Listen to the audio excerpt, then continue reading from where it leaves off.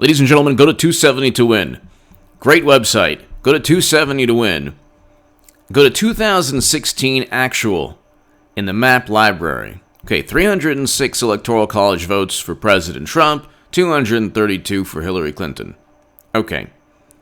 It'll eventually be Clinton. They're not going with Biden. Even if the Zoom meeting nomination, this charade, they can't possibly be that inept and incompetent. So I'm actually giving them the benefit of the doubt that they're not the biggest imbeciles in the history of politics. But go to 270 to win, and let's just say Pennsylvania goes blue, Michigan goes blue, and Wisconsin goes blue. But Minnesota goes President Trump, which it will. He still wins. President Trump could lose. Check this out, ladies and gentlemen. Go to 270 to win if you don't believe me. Great website. If he gets Minnesota 10 Electoral College votes, the entire paradigm ball game changes. Minnesota hasn't voted for a Republican since 1972. You can go, let's just make sure. 270 to win is a great site. So, Minnesota, 270 to win. They haven't voted for, that's right, 1972, 76, 80, 84, 88, 92, 96, 2000, 2004, 2008, 2012, and 2016. Democrat. Since 1972, they have not voted for a Republican. This year, you can look, there's a great Washington Examiner article. The Washington Times, 6 Minnesota Democratic mayors endorse Trump, slam Biden as out of touch. There was another mayor that endorsed Trump just today or the other day in Minnesota. Trump campaign eyes Minnesota prize as Biden slips in polls. So he's slipping not only nationally, but also in these swing state polls. And the thing with this is why there has to be, and this prediction will be the biggest.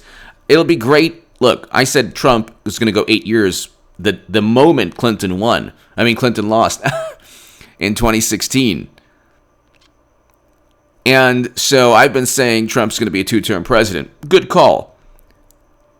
But there's no way that they can possibly stay with a person who not only slurs his speech, but can't answer simple questions without catching himself in some kind of bizarre, meandering, never-ending, really sad and frightening train of thought. It's like this. It's really like he's one fry short of a Happy Meal. But Trump campaign eyes Minnesota prize. He only lost by 46,000 votes, something like 45,000 votes. Clinton won the state by 1.5 percentage points. He won almost the entire state. But the urban areas went to Clinton. Now the urban areas have been asking the federal government for $500 million. So Minneapolis asked the federal government for $500 million because it was a lot of peaceful activity that caused $500 million in property loss. There's $1.4 billion in property loss throughout the country.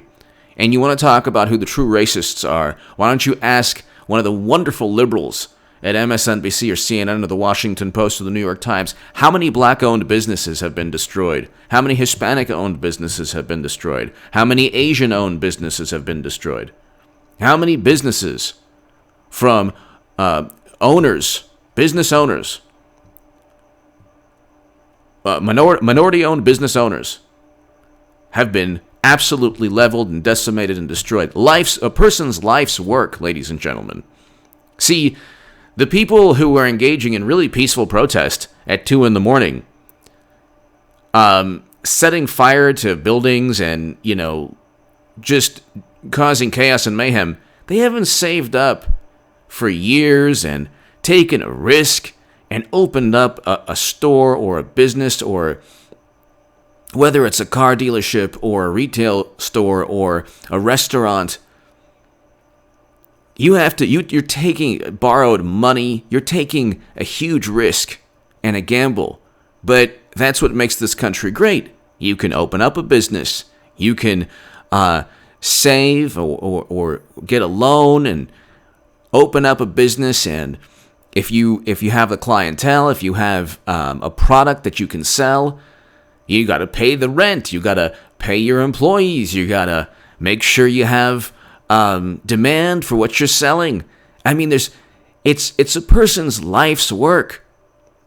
The type of individual who's not going to work for somebody else, and the type of individual who's going to start his or her own business is a special type of person, a unique type of person. Everybody's special and unique, but they have a certain mindset. And how many businesses have been destroyed? Black-owned businesses from African American and black entrepreneurs. Ever wonder, white liberal, good, morally righteous, virtuous, these are the same people who talk about Trump being an authoritarian, and they're the ones who care more about rhetoric. They care more about words than $1.4 billion in property loss throughout the country. That's a conservative estimate from the Claims Journal, an insurance publication. But how many Latino-owned businesses, Black-owned businesses, Asian-owned businesses, businesses owned by minority entrepreneurs, how many businesses have been destroyed because of wonderful left-leaning, peaceful activists or protesters who... It's one or the other. Either you're causing chaos and mayhem. See, at 3 a.m. you had in Wisconsin, or late at night, you had people who had no right to be there causing property damage, chasing after a teenager, and the teenager fought back. The media says, well, these protesters were injured or harmed or okay, well, which one is it? Are you calling these people protesters at 3 a.m? But my point is, media is all over the place. Now Biden is trying to say that that Trump is fomenting the violence with his words, and they're so clueless. There's not a person in the country, even Democrats don't believe it. They just don't care.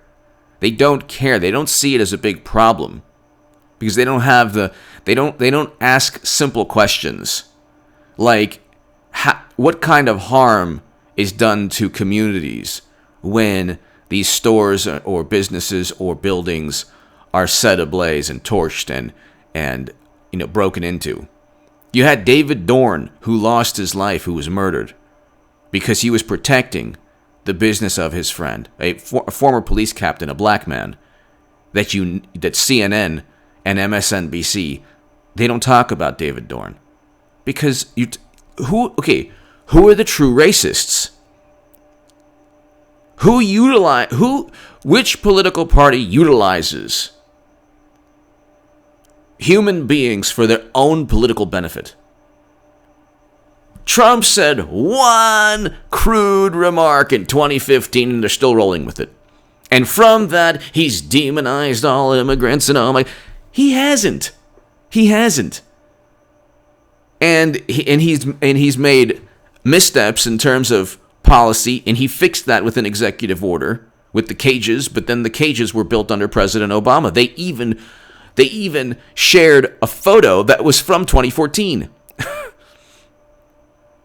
So, but who relies on manufacturing these emotions? They say that Trump is a demagogue. The true demagogues are the Democrats, not Trump. How many Trump supporters are causing $1.4 billion in property damage? And then media says, "Oh my God, look at these paintballs. Look what they're." I mean, they focus more on paintballs than they did a black man in his 70s protecting the business of one of his friends who was gunned down, and it was on Facebook Live, and he was murdered.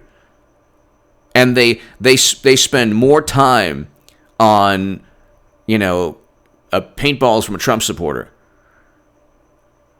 But it's just, if you're voting Democrat, you obviously either don't know about the lives lost, you don't know or you don't understand the impact.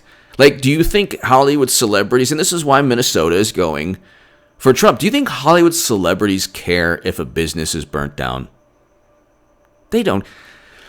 They don't care at all. You have Hollywood celebrities during the pandemic. Yeah, go call up your favorite restaurant and order in. And some people can't afford to just order from a restaurant. Hollywood millionaire celebrities, you're so out of touch and clueless. And when you lose, again, it'll be because of you and people like James Comey and the media. Media is completely disingenuous. When Trump says something that is without evidence, that, oh my God, when Clinton says something without evidence, it's Clinton suggests Tulsi Gabbard is a Russian operative. It's a suggestion. With a suggestion, you don't need evidence. When President Trump talks about a plane full of people flying into locations simply to cause chaos and mayhem, you have liberal journalists, oh my God, he speaks like an authoritarian. It's like, well, did you ever ask me if perhaps William Barr is looking into this? We have a whole bunch of people indicted for chaos and mayhem. See, they paint a picture that's not reality. And the average American doesn't trust, 60% of Americans don't trust media. And the reason is because media is an active participant in covering up the fact that minority-owned businesses have been destroyed. And that has negatively impacted, obviously, people who have saved up and given their lives to, a restaurant or a bar or a retail store. Of course, MSNBC and CNN and the Washington Post and the New York Times aren't going to talk about all the lives lost from these peaceful events, or the $1.4 billion in property damage, or the 10,000 arrests. They're going to talk about Trump, and they're going to spin it in some bizarre manner to say that his rhetoric is fanning the it's like, oh, it's like gasoline on flames. Like, what? Do you not understand what's going on? So this is one of the reasons why you're going to have President Trump win again, and he wins Minnesota. Like I said, go to 270 to win. He wins Minnesota, and he doesn't even need Wisconsin, Michigan, and Pennsylvania. He'll win. It'll be 270 to 268.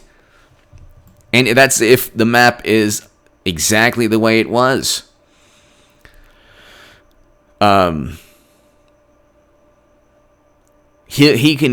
Wisconsin is going Trump also.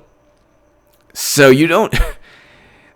Here's another racist thing the Democrats do, and media. They think that not wanting violence and chaos and mayhem is only important for Trump supporters. What kind of sick, twisted, horrible, warped, bigoted mind do you have to have if you're on the left and you think you're morally virtuous? If you think that seeing mayhem and chaos on the streets is only repulsive to Trump supporters. Like, they can't possibly fathom people of different backgrounds or different ethnicities or even Democratic voters. I'm trying not to describe it in terms of, in a certain manner. I'm trying to be vague in the way I describe things, okay? But they just think that it's like, oh, only privileged people care about businesses being burnt down. It's like, no, everyone does. Doesn't matter what your background is. The average American of all different backgrounds cares. This is repulsive. Everyone knows that Democrats and media have given tacit approval because they don't acknowledge it. They have used the word peaceful. It's kind of hilarious. Like, everyone knows it's not peaceful. There are peaceful protests, but then it devolves into chaos and mayhem. And they don't do, like, if it was if this were NRA protests, and then after the NRA protests, you have $1.4 billion in property loss, you better believe that they'd make a direct correlation. Already they make direct correlations when a horrible tragedy takes place. And it's like, that's just the way the left is. They demand absolute categorical proof if you say something about the left. But with conservatives or President Trump, it's, oh, well, he meant this. Oh, well, he said this because he meant this. And if it's Clinton, she can suggest something. Clinton suggests Tulsi Gabbard is, oh, but Trump says something that there's no evidence there. Minnesota now is not only in play, he's on track to win Minnesota. And then Wisconsin, you have Midwestern states that are now experiencing unprecedented violence. And this is again repulsive to everyone within those states. And President Trump won Wisconsin, and he almost won Minnesota. So why would he not win Minnesota and Wisconsin? And if he wins Minnesota, it's not a good situation. Really not a good situation, because Democrats, like I said, could win Wisconsin, Michigan, and Pennsylvania, and he would still win. Pennsylvania, Democrats might win, because the governor's like, we're not going to... They're so giddy and happy, too. They're like, oh, yeah, we're not going to know who won until November 4th. Well, why are you so happy about that? Why you don't think that Trump could actually gain more votes? Why are you so certain that you would gain votes? Oh, that's right, because you're cheaters. And you cheat all the time. You cheated in Iowa in 2020. You cheated Bernie Sanders in 2016. Debbie Wasserman Schultz was forced to resign. Oh, that's right, because you cheat. You're so happy and giddy. And you think the media will cover up all of your sins and corruption. Anyway, give me your thoughts below. Be here at 9 p.m. Pacific time. We have a great live stream. We have great live streams every evening at 9 p.m. Pacific. Minnesota is not only in play, he's going to win Minnesota. It's almost like these people causing the chaos and mayhem on the streets. I mean, there's like a outside chance he probably won't win Oregon, but I mean, they keep on doing what they're doing. Every example of chaos and mayhem helps President Trump. Nobody believes that Biden's really against this. There's a bail fund. And then you just recently had Biden speak out against the violence. And President Trump has been speaking out for months. And when he does, it's like, oh my God, he's trying to prevent a citizen's First Amendment right. He's an authoritarian. He's the only authoritarian that got set up and framed by his own intelligence agencies. He's the only authoritarian that the Southern District of New York is obsessing over, where like a state's, the attorneys of one state have focused their lives on trying to take him down because they're all liberal Democrats, and just now they're going after him. He lived there his whole life. He never had a problem. And he's the only authoritarian who signed prison reform legislation. Like, despots and authoritarians, this is why you're dealing with the biggest fools on the planet. They're so inept and they have like zero grasp of history. Despots and authoritarians and tyrants don't let people out of prison or sign prison reform legislation. Read a book. It's just basic logic. They don't sign prison reform legislation, and they don't remove soldiers from now Iraq and involvement, 20-year-long involvement, longest running war and military conflict in Afghanistan, late February, early March. And they don't end covert programs to fund rebels, which fomented more violence and chaos and mayhem in that region of the world. which is what President Trump did immediately when he became president. All of these things, like the lives of Democrats, their lives are, everything's morally relative. Never bring up the nuance or complexities within any issue. There's just good and bad, and we're righteous and we're moral, and, they have a morality fetish. They don't care about being moral. They just have a morality fetish. Anyway, give me your thoughts below. Be here, 9 p.m. Pacific every evening and tonight. So be here, 9 p.m. Pacific. Subscribe to H.A. Goodman's other channel. If you want to support my voice long term, my Patreon is below. Thank you very much, ladies and gentlemen. Trump's going to win Minnesota. It ain't going to be Biden, but if they're so completely inept where they go with Biden, it's okay. The mail-in ballots, people have not voted by mail yet. So the notion that they're still thinking that people already voted for the presidential election when Biden was up by 14 points. People haven't voted yet by mail. They haven't voted yet by mail. So the notion that, Biden's up nationally, it's dwindling. Soon it'll be within the margin of error. He's already tied in swing states in a number of polls, President Trump. And Biden isn't getting any better. He's getting worse. He's getting worse. Every press conference that media doesn't publicize, the GOP and President Trump, they see what's going on. And it's like Trump makes one misstep, or they fabricate a misstep. Biden slurs speech and they don't even cover it. Or talks about how 100 years have been lost because of the pandemic. He doesn't know it. They don't cover it. This was like yesterday. So he's getting worse. He's losing his whatever lead he had, which the polls were nonsense to begin with. Now polls are finally reflecting reality. President Trump's has a lot more support around the country than people think, or media thinks. Anyway, give me your thoughts below. Be here at 9 p.m. Pacific. Trump's winning Minnesota and Wisconsin. So they've always been done. It's always been 8 years of President Trump. Now, watch. I will have made the biggest political call of all time. Clinton is going to save the Democratic Party. She's the only chance they have. Give me your thoughts. Thank you.